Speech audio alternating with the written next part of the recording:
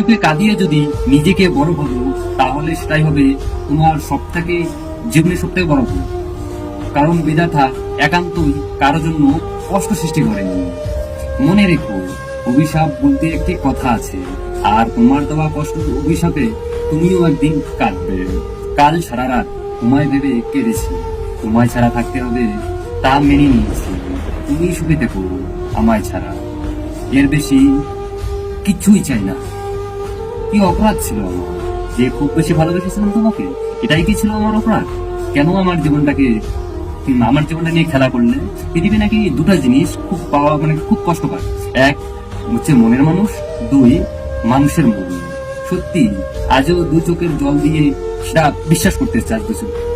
কিছু মানুষ ক্ষতি করার সময় কিছুই মনে রাখে না, আবার নিজেকে বিপদে পড়লে সাহায্য চাইতেও একটু লজ্জা করে না।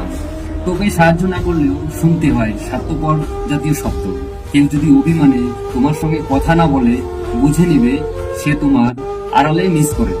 কেউ যদি না দেখে কাঁদে, বুঝে নিবে সে তোমায় ভীষণ খুব ইচ্ছে করে দূরের এই পথটা ধরে চলে যায় অনেক দূরে, একা একা, অথবা সাথে থাকবে তুমি। কিন্তু যখনই ভাবি যে তুমি কি আমার সঙ্গে থাকবে, কি এক বিষণ্ণতা আমাকে জড়িয়ে ধরে, যা এমনটা তুমি আমার হয়েও অন্য কারো।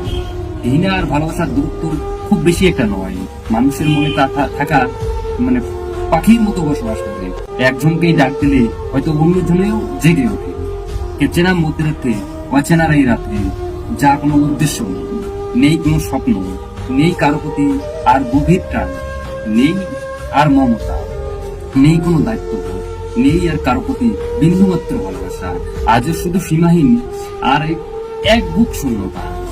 জানি না আজ ভালোবাসা আজ আমার সঙ্গে কেন লুকোচুরি ফেলছে। আমি জীবনে চলার পথে যাকে সবথেকে বেশি ভালোবাসতাম, সে আজ আমাকেই ঘৃণা করে। ভেবেছিলাম যাকে নিয়ে মনের অজান্তে স্বপ্ন নদীর পাড়ি দেব, সে আজ আমাকেই ঘৃণা করে।